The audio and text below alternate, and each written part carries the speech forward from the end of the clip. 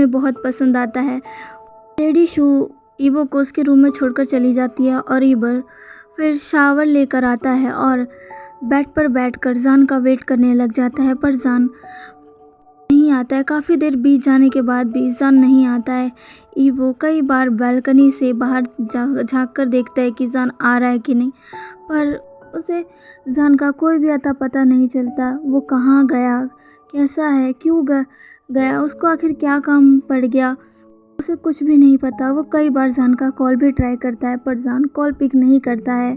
ऐसे ही जान का वेट करते करते ईवो सो जाता है। उसकी आँख कब लग जाती है उसे पता ही नहीं चलता।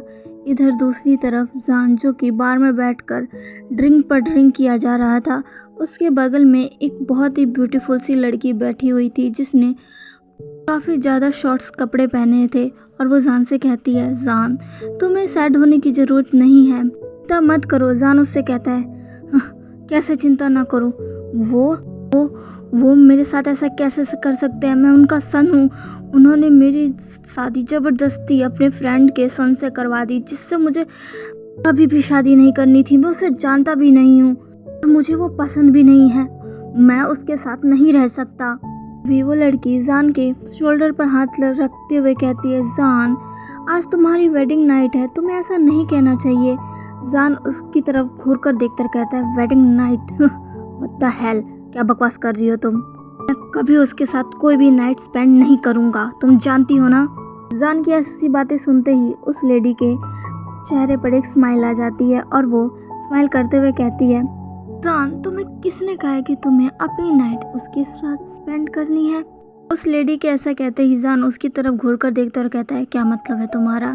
तभी वो लेडी जान के चेस्ट पर अपना हाथ फिराते हुए उसके कॉलर को पकड़कर अपनी तरफ खींचते हुए कहती है, अगर तुम्हें उसके साथ नाइट स्पेंड नहीं करनी तो मत करो।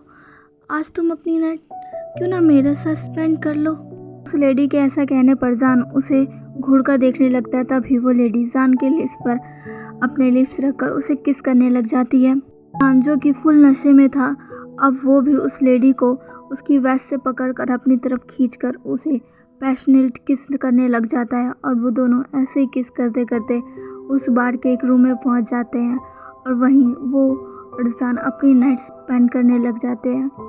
अब यहाँ से हमें मॉर्निंग का सीन दिखाया जाता है, जहाँ पर ईवो उठता है। ईवो जब उठता है तो वो अपने आप को रूम में अकेले पाता है। वो अपने आप को अकेले देखकर वो समझ जाता है कि रात को जान नहीं आया होगा। ऐसा सोचकर जान उसके साथ नहीं है। ईवो सैड हो जाता है। ईवो ने काफ़ी देर तक उसका रात को वेट किया था, पर जान नहीं आया। ईवो सोचता है कोई बात नहीं, उसके और जान के पास और भी रातें, ये रातें ख़राब हो गई तो क्या हुआ।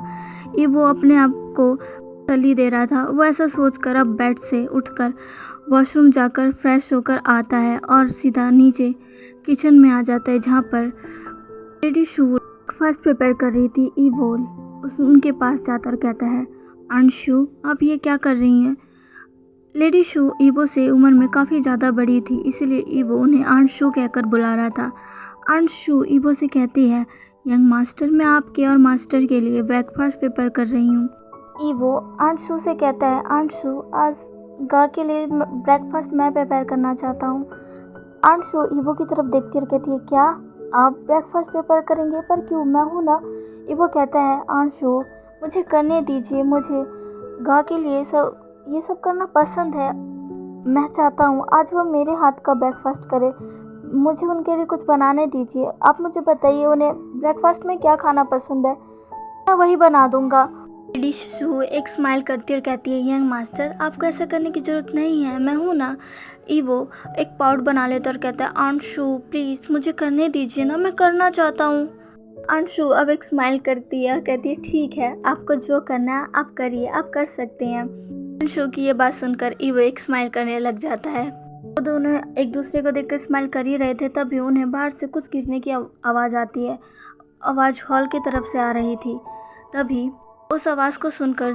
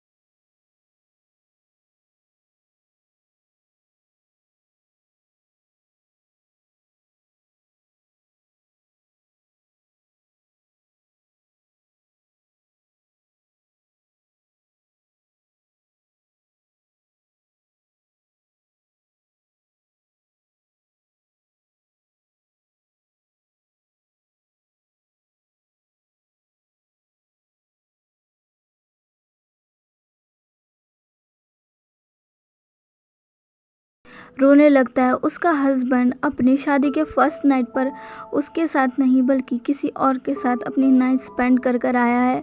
ऐसा सोचकर ही ईवो का दिल मिलियन पीसों में बट जाता है और वो हॉल में ही अपनी नीज़ पर बैठकर बुरी तरीके से रोने लगता है। आंसू ईवो के पास आकर उसे संभालने लगती है। अभी एक आवाज़ आती है, मास्टर मास्टर मास्टर। जान अचानक से ही अपने होश में आता है और फिर अपने सामने खड़ी उस लेडी की तरफ देखकर पूछता है, हाँ अंशु, क्या हुआ आप ऐसे चिल्ला क्यों रही हैं? अंशु जान की तरफ देखकर कहती है, मास्टर मैं आपको कब से आवाज़ दे रही हूँ, आखिर आप कहाँ खोए हुए थे? आपने अभी तक अपना ब्रेकफास्ट भी नहीं किया है, क्या हुआ? जान अपने सामने रखे अपने ब्रेकफास्ट को देखता है जो कि अभी भी वैसा ही था। जान अपने ख्यालों में इतना खो गया था कि उसने अपना ब्रेकफास्ट भी नहीं किया था। जान अपने ब्रेकफास्ट को देखता है और फिर अपनी नज़रों को नीचे कर लेता है। अंशु जान के पास धीरे से चलकर आती है और उसके शोल्डर पर अपना हाथ रखते हुए कहती है, मास्टर क्या आपको यंग मास्टर की याद आ रही थी? अंशु जान के बारे में हर चीज़ जानती थी। उसके और उसके हस्बैंड के बीच जो भी हुआ अंशु सब जानती है और ये भी जानती है कि अभी जान को सारी चीज़ों का कितना रिग्रेट है। अंशु के इस सवाल पर जान कुछ भी नहीं कहता है और अंशु भी सारी चीज़ें समझ जाती है कि जान अभी कुछ भी नहीं कहना चाहता, इसलिए वो आगे कुछ भी नहीं पूछती है। जान अपना ब्रेकफास्ट करता है और फिर अपने ऑफिस के लिए निकल जाता है। रास्ते में जान को चैंग का कॉल आता है जो कि उससे कहता है, जान तुम कहाँ हो और तुम कब तक ऑफिस आ रहे हो? जान कहता है, चैंग मैं कुछ ही देर में ऑफिस पहुंच जाऊंगा। क्या हुआ, कुछ हुआ है क्या? चैंग कहता है, जान तुम भूलो मत, हमें आज एक इम्पोर्टेंट टॉपिक पर डिस्कशन करनी है, क्या तुम भूल गए? जान कहता है, चैंग मैं कुछ भी नहीं भूला हूँ, मैं जल्दी पहुँच जाऊँगा। ऐसा कहकर जान कॉल कट कर देता है और फिर वो किसी को कॉल लगाता है। वो पर्सन कॉल पिक करता है। जान उससे कहता है, क्या कुछ पता चला? फोन वाला पर्सन कहता है, नहीं सर, अभी कोई भी खबर नहीं मिली है। जान कहता है, आखिर तुम क्या कर रहे हो? जल्दी पता लगाओ, आखिर वो कहाँ है? मैंने तुम्हें ये काम कितने समय पहले दिया था और तुम अब तक उसका पता नहीं लगा पाए हो। आखिर क्या कर रहे हो तुम? फोन वाला पर्सन कहता है, सर हमें माफ़ कर दीजिए, हम अपनी पूरी कोशिश कर रहे हैं। कहता है, तुम्हारी ये कोशिश मैं कितने सालों से देख रहा हूँ, आखिर कब तुम उसे ढूंढोगे?